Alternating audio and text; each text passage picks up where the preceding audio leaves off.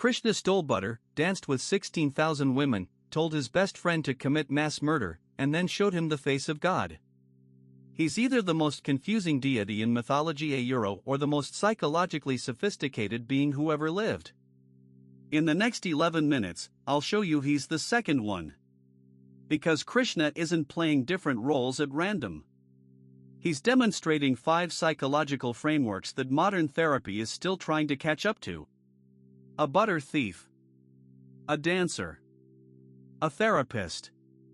A protector. A cosmic mirror. 5 aspects. 5 wounds he's treating. And by the end, one of them will feel like it was written specifically for you. Let's start with the strangest one, Makhan Chor the butter thief. Baby Krishna crawling through Yashoda's kitchen, breaking pots, stealing butter, and eating it with both hands. His face smeared, his eyes innocent, completely unrepentant. Every other god in Hinduism enters mythology through power. Vishnu arrives on Garuda. Shiva appears in cosmic meditation. Brahma sits on a lotus of creation. Krishna arrives as a baby stealing food. And this isn't incidental. This is the point. In psychoanalysis, Donald Winnicott developed the concept of the true self versus the false self. The true self is the unsocialized, unfiltered, desire-driven core you were born with. It wants without shame. It reaches without permission. It takes without calculating the cost. The false self is the performance the version of you that learned to be polite, to suppress desire, to ask, is it okay if I want this? Baby Krishna is pure true self. He doesn't ask for butter. He takes it. He doesn't feel guilt. He feels joy. And when Yashoda catches him, he doesn't apologize he opens his mouth and shows her the entire universe inside. That image the cosmos inside a butter thief's mouth is Winnicott's thesis in visual form. Your deepest, most authentic desires aren't selfish. They're the doorway to the infinite. The thing you suppress. Chapter 2, Rasleela the Divine Dance. On a full moon night in Vrindavan, Krishna played his flute and every gopi in the village came to the forest. Hundreds of women. And then Krishna multiplied himself so that each gopi danced with her own Krishna. Each one experienced a personal, intimate, individual connection. No one shared. No one competed. Each felt like the only one. This is a map of attachment styles. John Bowlby and Mary Ainsworth identified 4 attachment styles: secure, anxious, avoidant, and disorganized.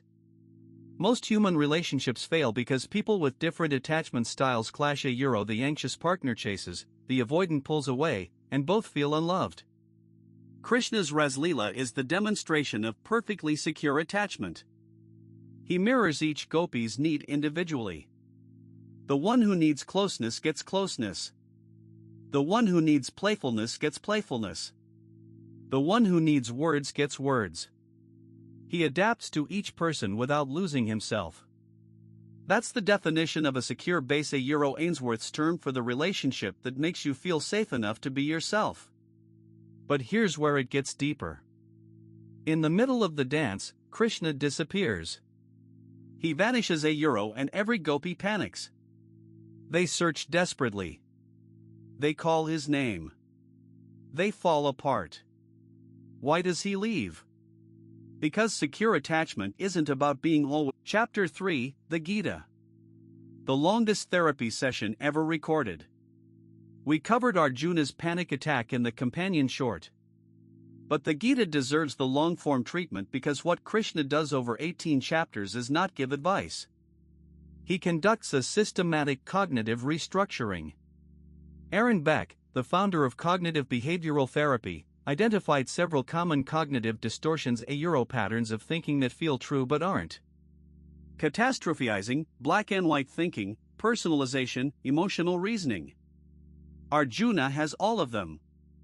Catastrophizing, if I fight, my whole family will be destroyed, and civilization will collapse.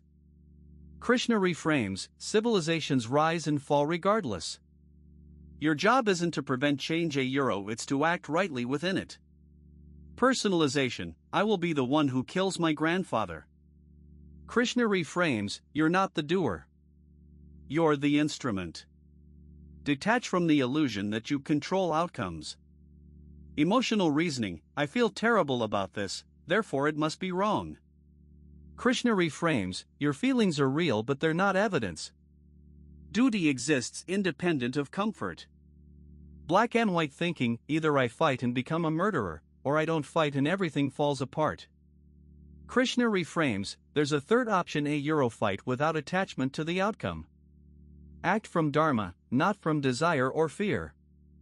This is Nishkama Karma selfless action and it's the Gita's central psychological innovation. You don't stop acting. You stop needing the action. Chapter 4, Draupadi and the Infinite Sari. When Dushasana dragged Draupadi into the Kaurava court and began pulling her sari to strip her naked, Draupadi called for help. She called her husbands. Nothing. She called the elders. Nothing. She called the king. Nothing. Then she called Krishna. She didn't see him.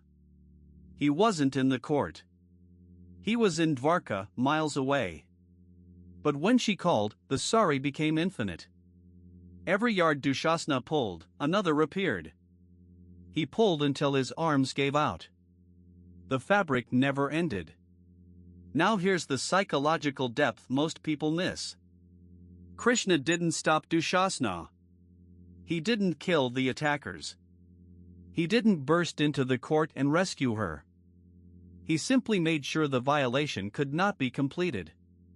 The trauma happened the humiliation, the silence, the betrayal by every system that all still happened. But the final boundary was held. In psychology, Carl Rogers identified 3 conditions necessary for therapeutic healing: empathy, unconditional positive regard, and congruence. But before any of those can work, one thing must exist: the experience of being truly heard. Not fixed. Not rescued. Heard. Draupadi called. Krishna answered. He didn't solve the problem she would have to live. Chapter 5, Vishwaroop the cosmic form. This is where Krishna stops being relatable and becomes terrifying. In chapter 11 of the Gita, Arjuna asks to see Krishna's true form. Krishna grants him divine eyes and then reveals himself as the Vishwaroop the universal form. And Arjuna sees everything. Every being that ever lived. Every death that ever happened. Every timeline converging. Past, present, future all simultaneously visible inside one being. Creation and destruction happening at the same time in the same body. Arjuna's reaction is pure terror. He begs Krishna to stop. I cannot bear this, he says. Return to your normal form. In psychology, this maps to 2 things. First, ego death the experience of the self dissolving into something larger. Psilocybin researchers at Johns Hopkins and NYU have documented that the most therapeutic effect of psychedelic experience isn't the visions. It's the temporary dissolution of the default self the ego that allows people to see their lives from outside their own narrative. Patients with terminal illness, treatment-resistant depression, and addiction report that the moment the ego dissolves, they experience what they describe as the most meaningful experience of their lives. Second, Abraham Maslow's peak experiences moments of overwhelming awe, connection, and understanding that transcend normal consciousness. Maslow found these moments were the foundation of self-actualization the highest level of psychological development. Vishwaroop is 5 aspects. 5 psychological frameworks. 1 being. Krishna the butter thief says, reconnect with what you wanted before the world told you to stop. Krishna the dancer says, real love mirrors the other person without losing yourself and survives absence. Krishna the therapist says, your thoughts are not reality reframe them and act without attachment. Krishna the protector says, sometimes the most powerful thing anyone can do for you is simply hear you. Krishna, the cosmic form, says, your ego is both the most important thing in your experience and the least important thing in existence. Hold both truths. Which Krishna do you need right now? The inner child? The secure attachment? The therapist? The protector? The cosmic mirror? Download the free shadow work journal. It's designed to help you find out. Link in the description. Subscribe. We decode mythology every week. And this Sunday, we reveal why the Mahabharata is the greatest psychology textbook ever written. 5 characters. 5 archetypes. One of them is you. Jai Shri Krishna.